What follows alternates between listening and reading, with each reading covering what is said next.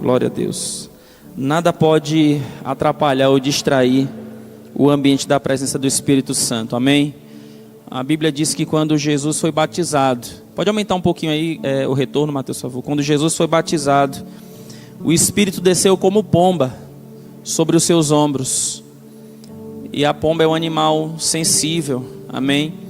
E a gente não pode deixar com que nada quebre essa presença nas nossas vidas. A gente não pode deixar com que nada, permita-me o termo da palavra, deixar com que a pomba voe e vá embora. Porque para trazê-la de volta é necessário um esforço maior. Então, queridos, quando nós nos reunimos em um ambiente como esse de adoração, o que a gente tem que ter cuidado é para não tratar como comum aquilo que Deus santificou, né? A gente não pode tratar um ambiente que foi santificado pela presença de Deus como algo comum. Esse ambiente não é um ambiente comum. Esse ambiente é um ambiente sobrenatural. E quando nós compreendemos que esse ambiente é sobrenatural, nós teremos atitudes sobrenaturais. Amém? E quando nós temos atitudes sobrenaturais, nós temos respostas sobrenaturais.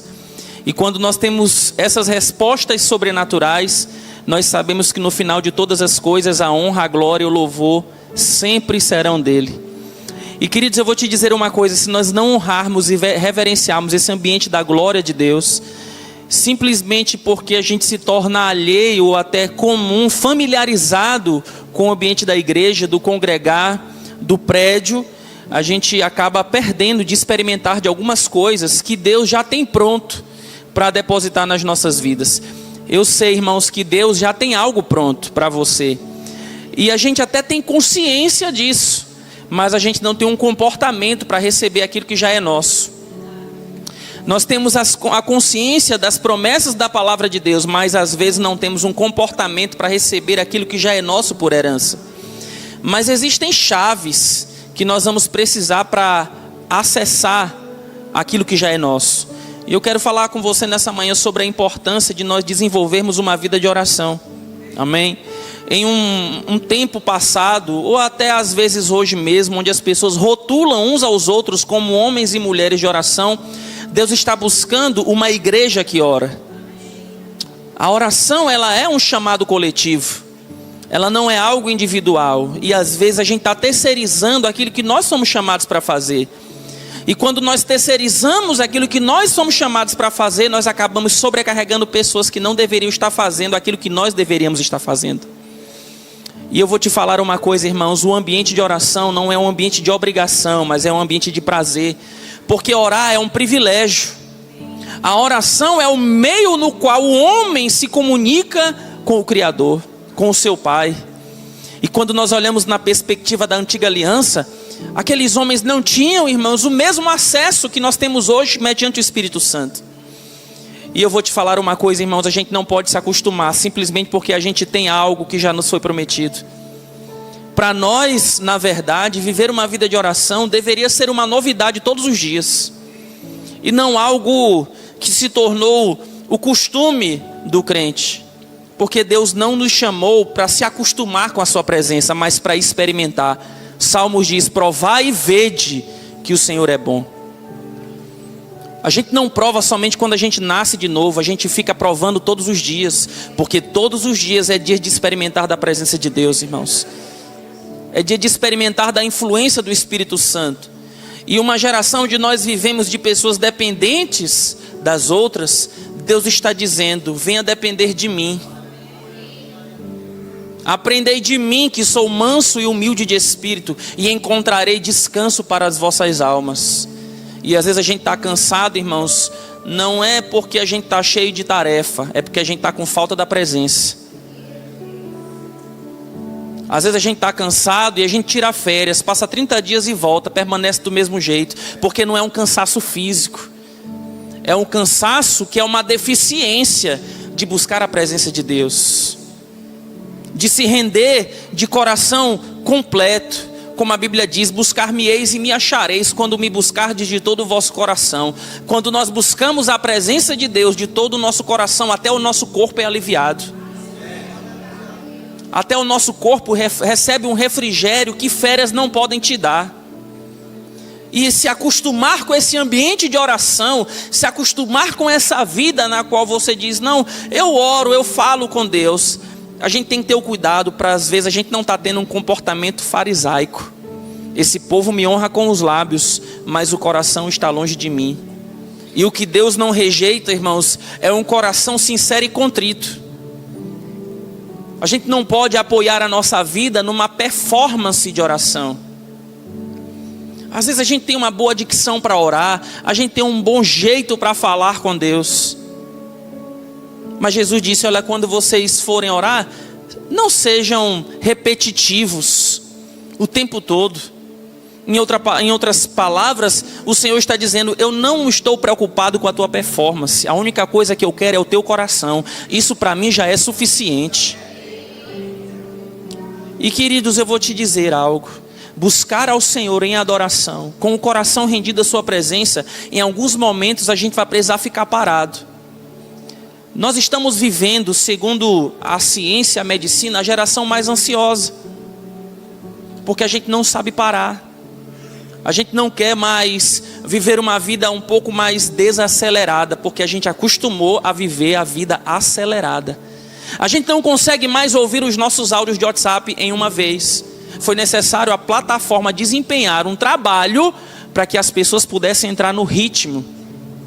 A gente só consegue, não estou dizendo só você não, irmão, até eu, todos nós, a gente só consegue escutar as coisas em 2 vezes. A gente não consegue mais parar para assistir um vídeo de 40 minutos, porque a gente quer se alimentar de coisas que tragam só 40 segundos. Quando na verdade, olha só o que 2 Crônicas vai dizer. Vocês não precisarão lutar nesta batalha. O Senhor dizendo. Tomem posições e permaneçam firmes e vejam o livramento que o Senhor dará.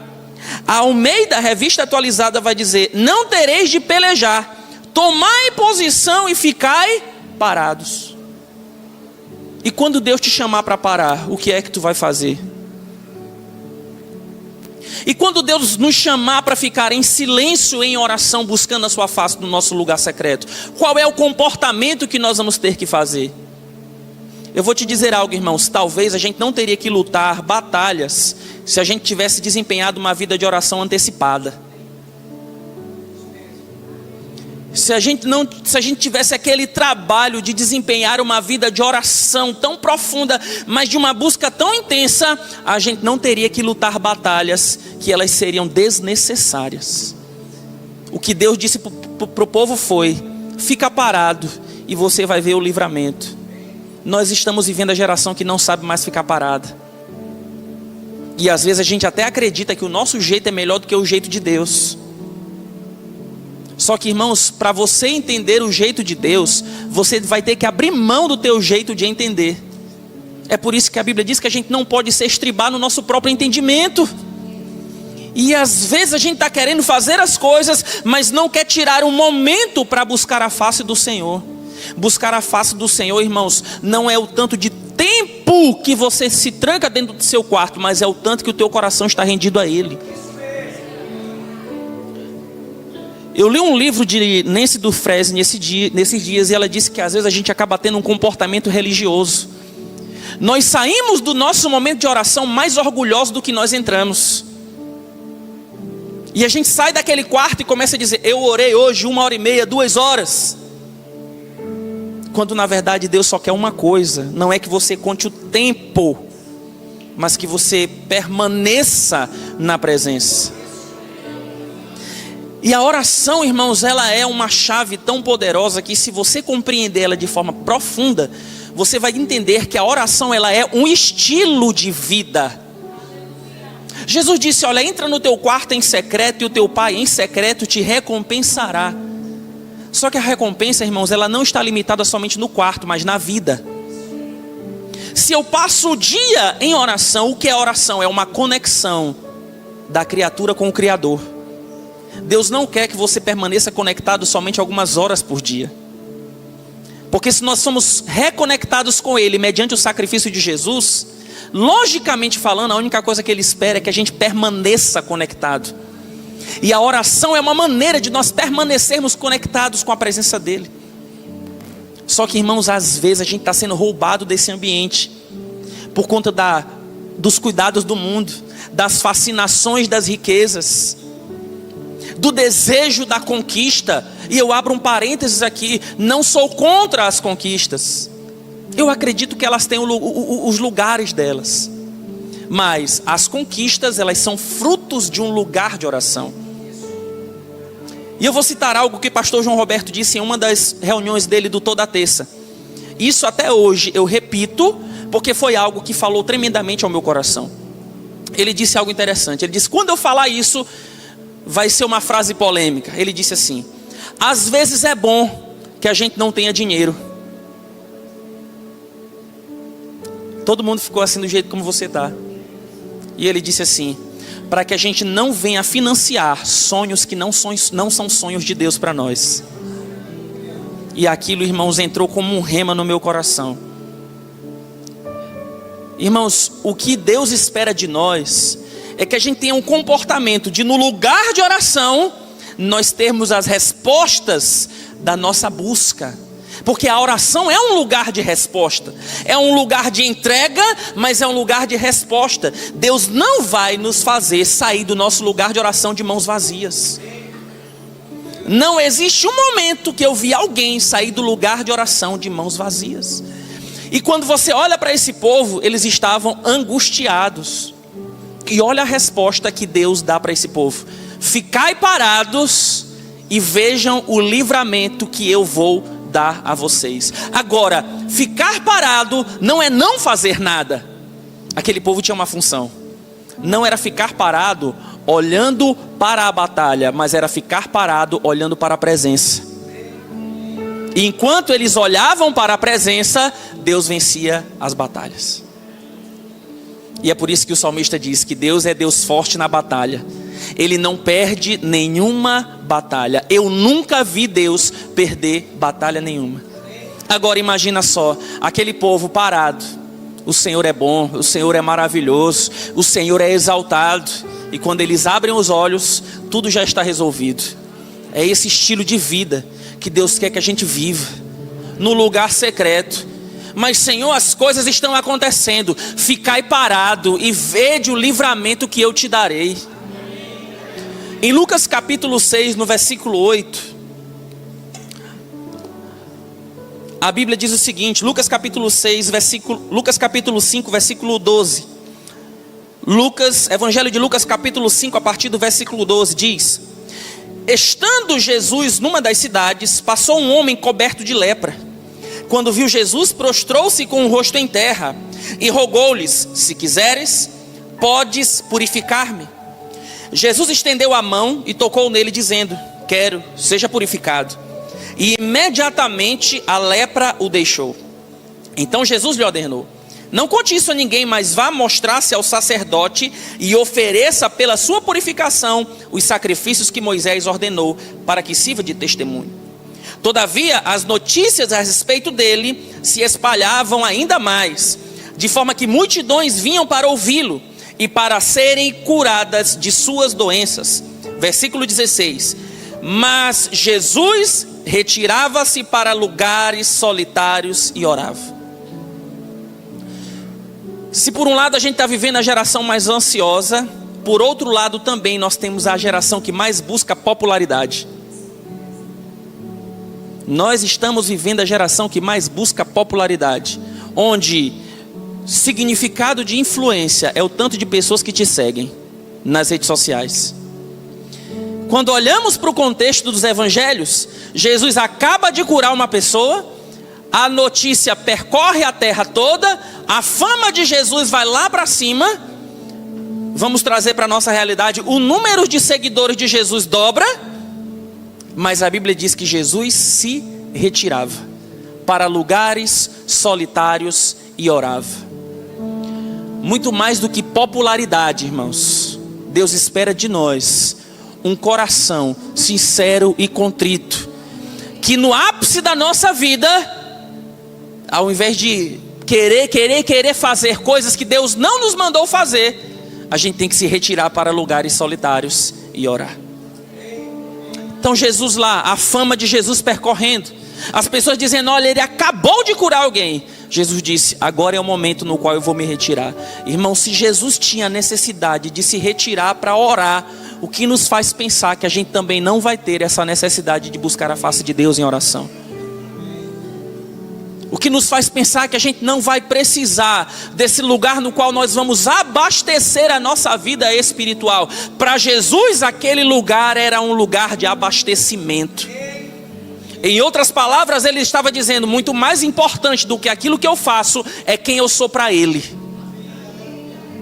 Muito mais importante do que aquilo que nós fazemos é a pessoa que nós estamos nos tornando para o Senhor.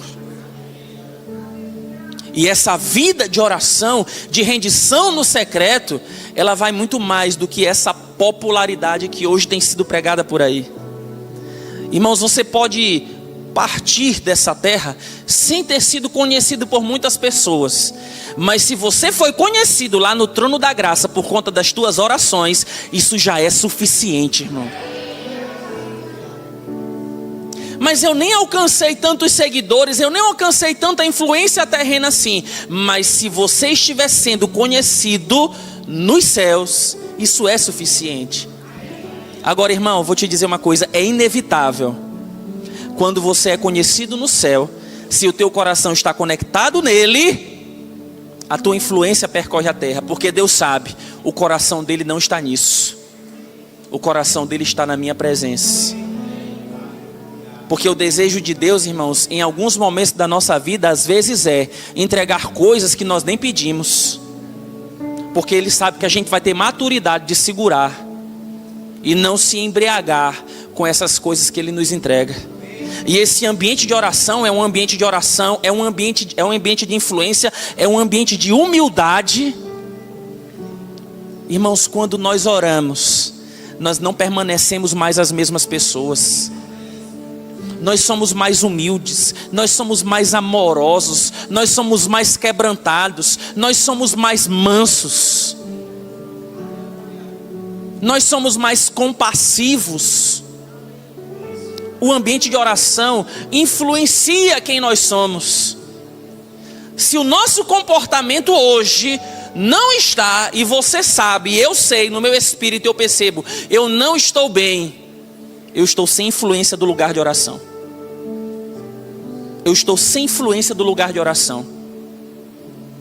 Eu estou sem me quebrantar diante da presença dEle. Porque eu vou te dizer algo, irmãos: quando a gente se quebranta diante da presença de Deus, nos desfazendo, se esvaziando do nosso orgulho, da soberba, dos comportamentos às vezes carnais, e você se joga naquele lugar e você diz: Senhor, sem Ti eu não consigo. Eu não consigo perdoar sem a Tua presença. Eu não consigo ser amoroso sem a Tua presença. Eu não consigo ser compassivo sem a Tua presença. Então me ajuda. E eu vou te dizer, irmãos, nós precisamos aprender a ser vulneráveis com Deus. Se nós não aprendermos a sermos pessoas vulneráveis, não adianta. Porque a Bíblia diz que Ele sabe de tudo aquilo que a gente precisa sem antes a gente abrir a boca. Mas às vezes a gente quer colocar o comportamento e dizer assim: não. Apocalipse vai falar sobre uma igreja. E o Espírito diz assim: tu dizes que tu és rico, abastado e não precisas de nada. E o Espírito diz: mas eu te digo uma coisa, tu não passas de um cego, de um pobre e de um nu. E o conselho que o Espírito diz para aquela igreja é: compra de mim ouro. Então você percebe nessa passagem que há duas ligações. É alguém que é rico, tem dinheiro e tem ouro. Mas o Espírito está dizendo para ele: você tem que comprar ouro de mim. Porque o ouro do mundo é diferente do ouro dos céus, irmão. O ouro que a gente pode ter como algo terreno é passageiro, se corrói. O que Jesus está nos convidando para viver hoje é viver uma vida na qual, o que tu comprar de mim em oração, o que tu buscar de mim em oração, não é passageiro, é permanente. Não se desgasta com o tempo, não perde valor com o tempo. Quando nós buscamos a presença de Deus em oração e obtemos respostas sobrenaturais, aquilo não se corrói, é permanente. Agora aquela igreja está dizendo: ei, eu não preciso, eu sou rico. eu estou abastecido. E o Senhor está dizendo, quando você acha que tem, na verdade você não tem. Porque a perspectiva de abundância do homem é diferente da perspectiva de abundância de Deus. Ele está dizendo, eu tenho. O que ele está dizendo para o Senhor é, eu tenho coisas que são passageiras. E o Senhor está dizendo, mas eu tenho coisas que são eternas. E quando nós entendemos esse lugar de oração, irmãos, a gente nunca vai deixar uma coisa tomar o lugar da outra. E talvez seja por isso que Jesus disse em Mateus 6,33, buscai em primeiro lugar o reino de Deus, e toda a sua justiça, e as demais coisas vos serão acrescentadas. Então esse buscar a presença de Deus nos fará ter aquilo que a gente precisa. Agora, querer buscar aquilo que a gente precisa sem ter a presença de Deus vai ser uma conquista frustrada. A gente pode até conquistar, mas a alegria sai com 2 dias. Mas eu vou te dizer, irmãos, buscar Deus e ter as coisas como consequência dessa busca, quando chega nas nossas mãos, a gente diz assim, a minha alegria não está nessas coisas, a minha alegria está na presença dEle.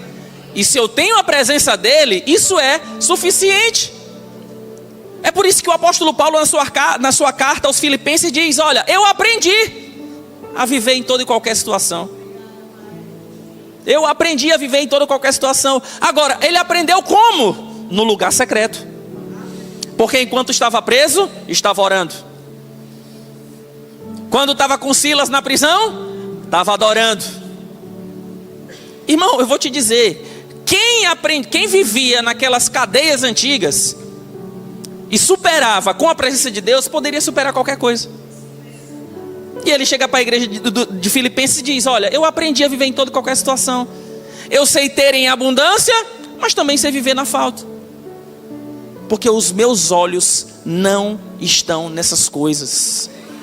Os meus olhos, o suficiente é a presença dEle. O suficiente é a presença dEle é suficiente para mim e para você, querido. E quando nós compreendemos que esse lugar de oração é um lugar de influência, de humildade, você vai chegar naquele lugar, você não vai dar voltas com Deus, você vai se tornar vulnerável a Ele. Eu vou te dizer algo, irmãos, não tem como você esconder nada de Deus. Por mais orgulhoso que você queira ser, não tem como você esconder nada de Deus. Você chega no lugar de oração e Ele já sabe das coisas que você está passando e daquilo que você precisa. Mas se Ele sabe, por que Ele quer que eu abra a boca para dizer? Porque a vida com Deus, desde a criação, sempre foi sobre relacionamento. E relacionamento não é, às vezes, sobre o nível que a minha boca está aberta, mas é o quanto que meu coração está derramado diante dEle. E você chega naquele lugar e você senta na tua cadeira, no teu quarto, você senta ali na beira da tua cama e você diz, Abba Pai, Paizinho querido. Isso é vulnerabilidade. É você dizer, Senhor, eu vou te dizer algo, eu dependo de Ti por completo. A oração nos traz um lugar de dependência completa. Porque se nós não vivermos essa vida de comunhão profunda com a presença de Deus, a gente se torna uma pessoa autossuficiente. Eu posso, eu consigo, é o meu dinheiro, é a minha influência. Mas chega uma hora que essas coisas acabam. E aí você percebe que toda a tua força estava naquilo. E você diz, e agora? Quem poderá nos defender? E agora? O que é que eu vou fazer? Qual é a situação que eu vou resolver agora?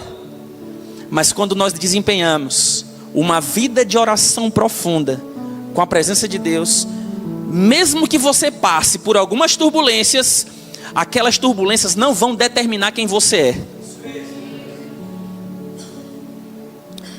Eu estou passando agora por uma situação meio complicada. Não determina quem eu sou.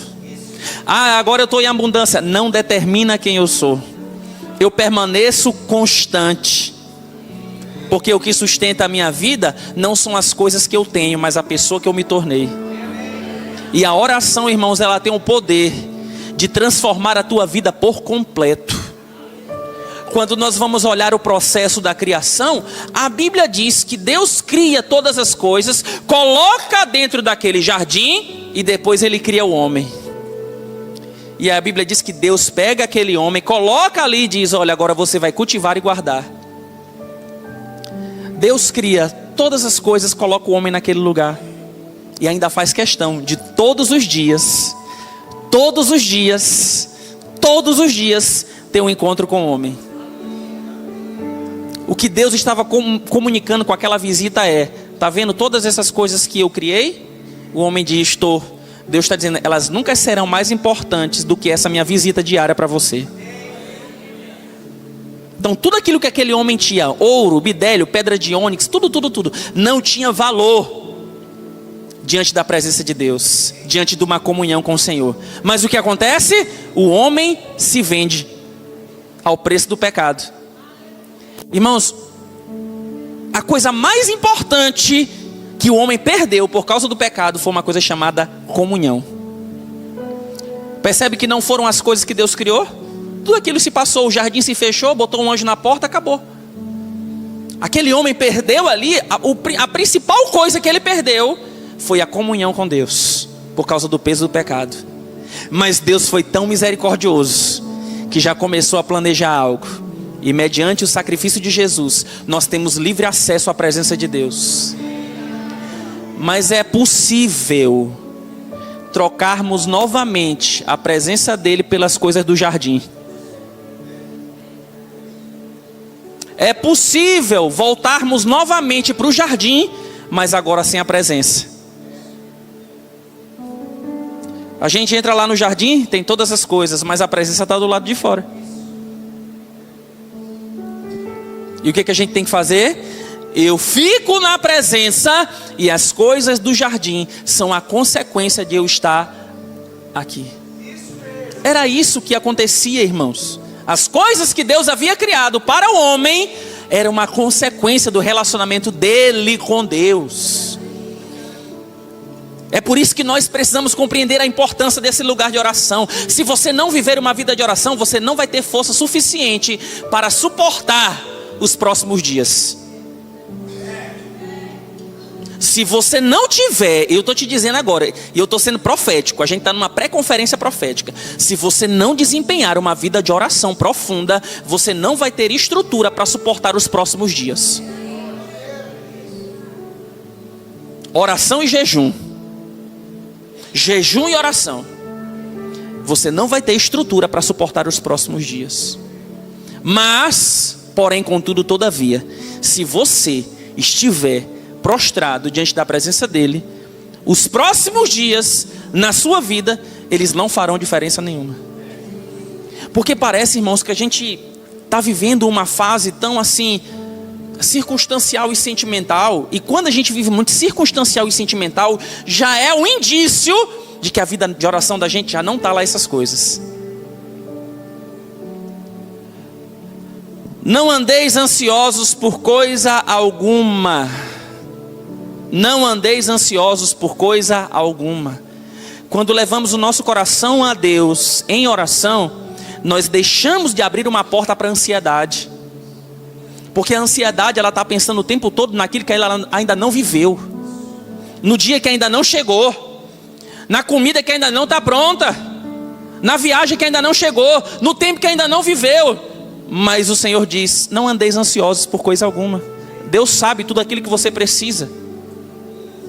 Se até os lírios do campo Ele veste, que dirá vós que são filhos. Agora, a oração traz a consciência de filiação. Agora, se você não vive uma vida de oração, você está debaixo de um comportamento de gentil.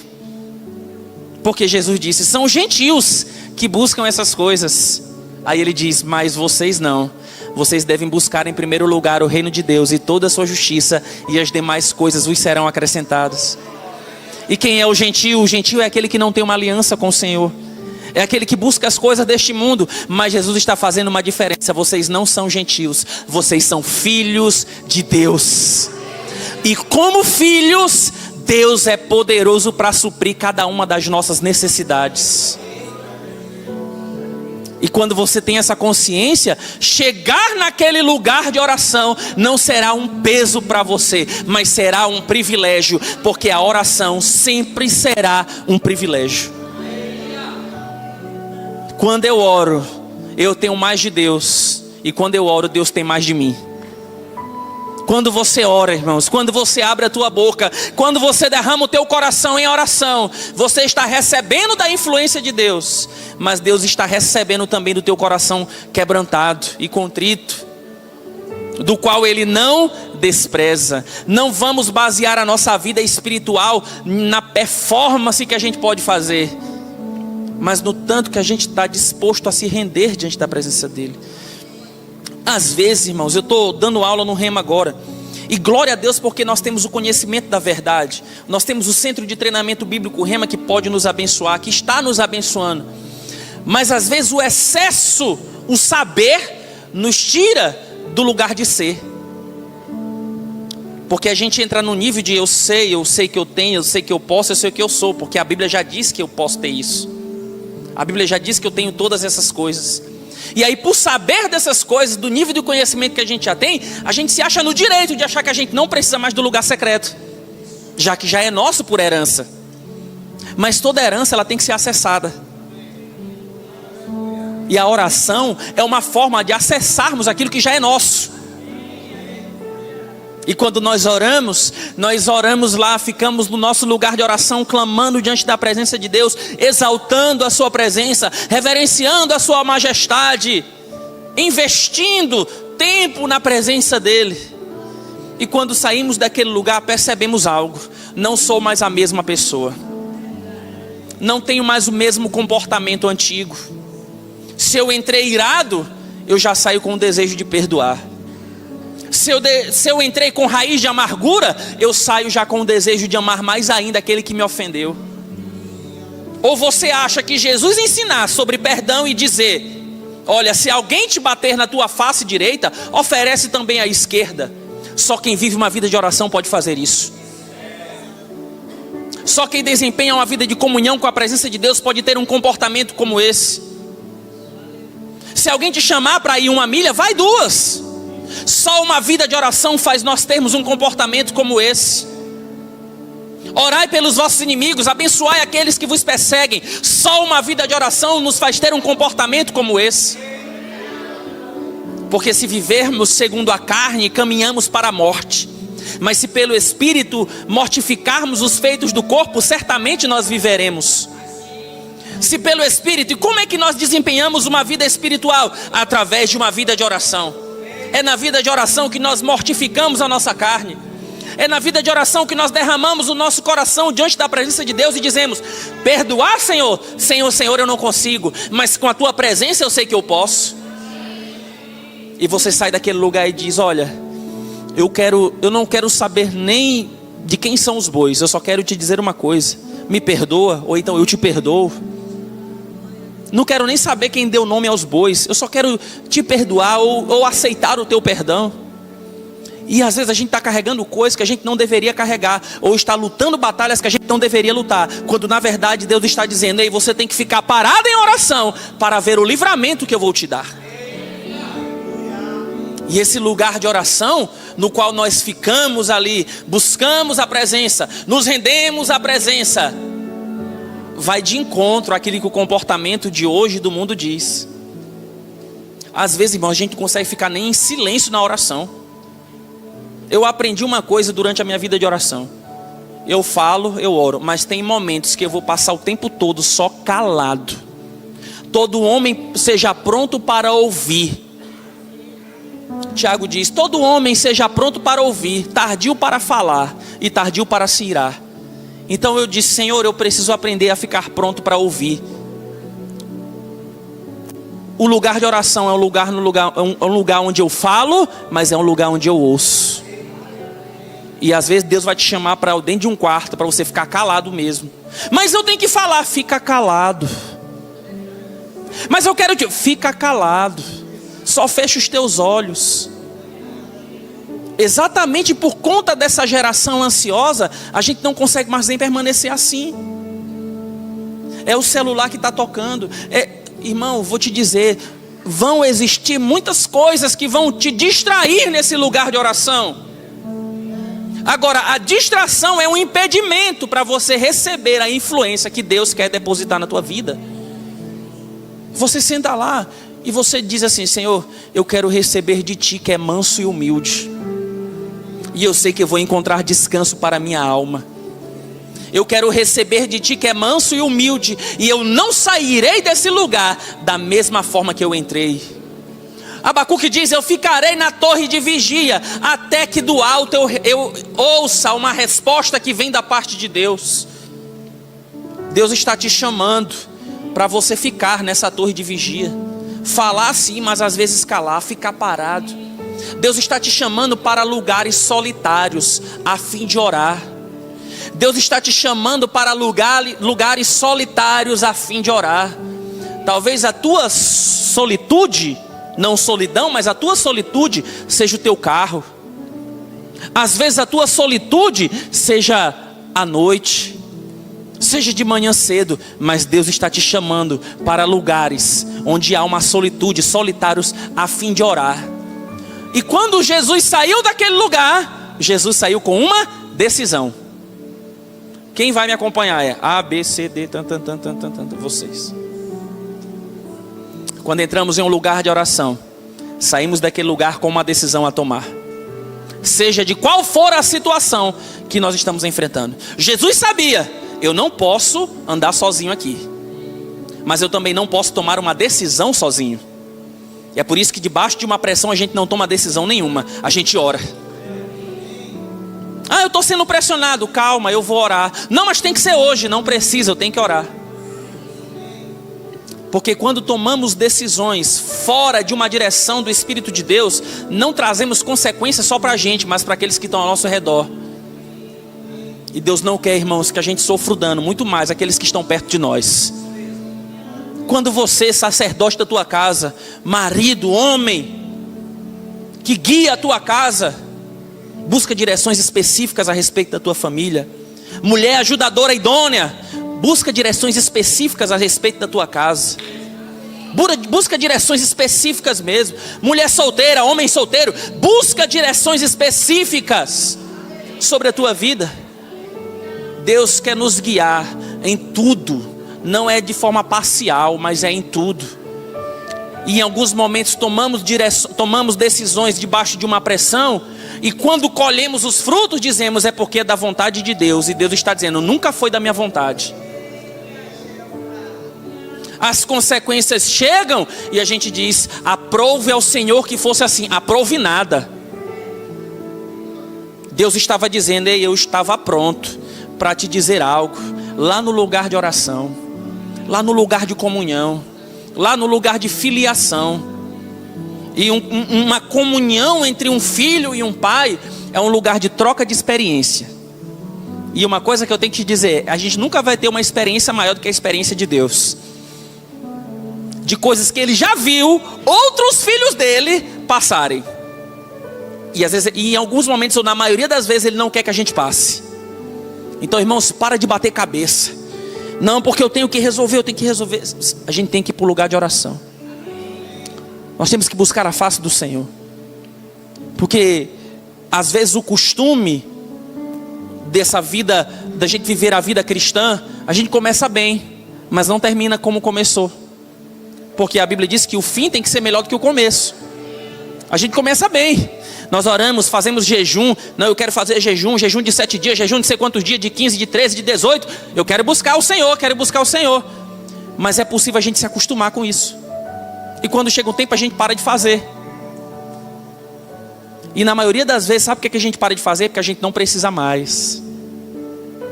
Mas Deus nunca nos chamou para viver uma vida no qual a gente ora porque a gente precisa de alguma coisa. Nós oramos porque somos filhos. E quem é filho de Deus é guiado pelo seu Espírito. Romanos 8,14. Todos que são filhos de Deus são guiados pelo seu Espírito. Deus só pode nos guiar através de uma vida de oração no Espírito. Eu sou guiado pelo Espírito. Mas nós estamos desempenhando a nossa vida de oração profunda? Porque você só pode ser guiado com a voz que você está ouvindo. Jesus disse: as minhas ovelhas ouvem a minha voz e me seguem. Jesus está dizendo em oração: você vai entrar por aqui, você vai entrar nessa empresa, você vai fechar essa sociedade aqui. Jesus está dizendo e a gente está ouvindo a voz de Jesus. Não, nessa sociedade aqui não, nessa aqui você não entra. Aí essa aqui você pega outro lugar. Você fecha negócio nessa empresa, você vai ter relacionamento com essa pessoa. E essa outra pessoa aqui, não, essa daqui não. Essa aqui você não entra. As minhas ovelhas ouvem a minha voz e me seguem. Todos aqueles que são guiados pelo Espírito são filhos de Deus. Guiados pelo Espírito é a consequência de uma vida de oração profunda com a presença dEle. E como nós aprendemos até hoje, a vida de oração, ela não é sentimental e nem é circunstancial. Eu não preciso sentir, eu não preciso tocar. Eu tenho uma percepção no meu coração: Deus está falando comigo. Deus está falando comigo. Mas você precisou sentir alguma coisa? Não senti nada, mas eu percebo aqui. Eu percebo aqui. As mamães vão se identificar. Mãe, ela tem um senso profético. Eu digo que a mãe, ela tem um senso profético que às vezes os filhos não entendem. Não sei por que eu estou falando isso, mas eu estou falando. As mães, elas têm um senso profético. E eu já fui mais novo. Já fui novo, agora eu sou mais velho. Mas nunca vi um justo mendigar o pão, nem sua descendência passar fome. E as mães, elas têm um senso profético. E elas dizem assim: eu sinto que você não é para estar fazendo isso não. E eu disse: não, é porque a senhora é das antigas, eu sou mais novo. Mas está ali, ó. Ela dizendo: olha, eu acho que não deveria ser muito bem assim. É aquilo aqui, ó. Esse senso profético que às vezes a gente rejeita. Você, filho, filha. Ah, mas eu já me casei. Mas há um senso profético. Aleluia. Glória a Deus. Assim diz o Senhor, para ficar bem profético. Então cuidado quando você rejeita um conselho de quem te gerou. Não, mas agora eu já me casei, agora é minha família. Sim, com certeza.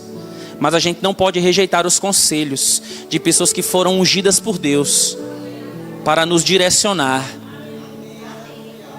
Porque às vezes, irmãos, a gente está esperando o profeta no meio do culto, da conferência profética, se levantar e dizer: diz o Senhor. Quando dentro da nossa casa o Senhor já está dizendo. Aleluia. A esposa está dizendo, a profeta de casa está dizendo, mas está rejeitando. O sacerdote está dizendo, mas está rejeitando. Aleluia. Estou dizendo, mas está rejeitando. Então não rejeita o profético dentro da tua casa. Porque às vezes a tua resposta está lá e a gente está colocando a nossa perspectiva, a nossa expectativa em outras pessoas. Não estou dizendo que Deus não pode usar. Eu estou dizendo que a gente não deve rejeitar o que a gente tem em casa. Eu por muito tempo eu fui assim, irmão. E eu não tenho medo de confessar os meus pecados não. Já deu meu fim aqui, eu guardo no relógio, mas estou acabando. Calma aí. Eu por muito tempo fui assim. Recém-casado, menino novo, recém-casado, a mulher falava: rapaz, digo: não, eu sou sacerdote. A gente tem esse orgulho: eu sou sacerdote, eu sou sacerdote. Porque a gente acredita que quando casa, Deus só fala com a gente. Sim, nós somos os sacerdotes. Há uma ordem sobre a nossa casa de administrar o nosso lar. Mas Deus colocou, disse aí, ó, aqui, ó, ajudadora idônea, que vai... Irmão, eu vou te dizer uma coisa. Recebi isso agora. Às vezes Deus fala algo para tua mulher para te testar o quão obediente você é. Ele fala para ela. Ele fala para ela, para ver o quão disposto a obedecer a gente tá. Aleluia. E a gente precisa ter o quê? Sensibilidade. Deus falou. Deus falou. Mas eu falo contigo agora também, mulher. Pensou que eu ia te deixar livre, né? Pensou que eu ia te deixar livre. Há um governo sobre a tua casa. há um governo sobre a tua casa. A gente está vivendo a geração assim, separada. As mulheres, eu sou independente, eu posso. Minha mulher diz lá em casa, ela disse: essa daí que diz que não precisa de homem, pode ficar à vontade, porque eu preciso do meu. Então, meu irmão, vou te dizer uma coisa, minha irmã: há um governo sobre a tua casa, que ele precisa ser honrado e respeitado. Quando a gente quebra o princípio nos quebra. Quando a gente quebra o princípio nos quebra. E a gente tem que estar vigiando. Vigiar e orar para que não cair em tentação. A gente é tentado no pecado da autossuficiência. E a gente começa a tratar o pecado somente como algo, imoralidade sexual. Mas o pecado da autossuficiência, ele é sorrateiro. Não, eu que faço, eu que resolvo. Não, calma, não é assim. Submeta as tuas ideias ao teu companheiro, e assim a gente vai viver um casamento abençoado. Todo mundo vai viver um casamento abençoado, entendendo: minha casa será chamada casa de oração. Deus fala com a minha esposa, Deus fala comigo, e eu vou sondar o coração de Deus. Pai, é isso. E você vive em perfeita paz. Eu vou te dizer algo, irmãos: se os lares de todos os cristãos eles fossem rodeados de oração, a gente não teria um número alto de divórcio como a gente tem hoje. Marido e mulher orando junto, clamando junto dentro de casa: vamos orar. Ah, mas olha, tu fez isso. Ei, vamos orar. Mas vamos orar, é melhor. Vamos buscar a face do Senhor. Vamos se perdoar aqui. Se os nossos lares estiverem rodeados de oração, de comunhão, da presença de Deus, não haverá espaço. Não haverá espaço, irmão. Eu estou te dizendo porque a Bíblia nos garante: não haverá espaço. Não haverá espaço. Então não deixa nada roubar você do ambiente de oração. A gente tem um costume, às vezes, eu estou encerrando de verdade, de a gente sim, Léo, eu peguei teu costume hoje, estou acabando, ele acaba depois de 1 hora. Então assim, eu vou te dizer, a gente tem que ter um cuidado de não se embriagar com aquilo que Deus nos deu. Deus te deu filho. Deus me deu filho esse ano, né, irmão? Deus nos deu os filhos, nos deu o casamento, e a gente está lá: não, Senhor, agora eu não posso orar não, porque agora eu tenho que cuidar da minha esposa. A gente até distorce a palavra de Deus. Não, agora depois que casa, Paulo diz que tem que cuidar, fica metade. Agora tem que cuidar da esposa, você tem que cuidar. Mas você não cuida se você não tiver influência. Ninguém cuida de uma casa se não tiver uma influência do Espírito Santo. Você não cuida do seu matrimônio, dos seus filhos, se você não tiver uma vida no Espírito. Porque você não vai estar ali, ligado com a antena, com as amizades que teu filho tem, com o que o teu filho tem visto no seu celular. Porque, irmãos, quando a gente vive uma vida no Espírito, Deus diz: ei, pega o celular do teu filho e olha lá. Vai lá no quarto do teu filho agora e vê no computador lá o que ele está vendo. Ei, olha aí, pega aí o celular e dá uma olhada no celular dele, que tem algumas coisas lá que não são agradáveis.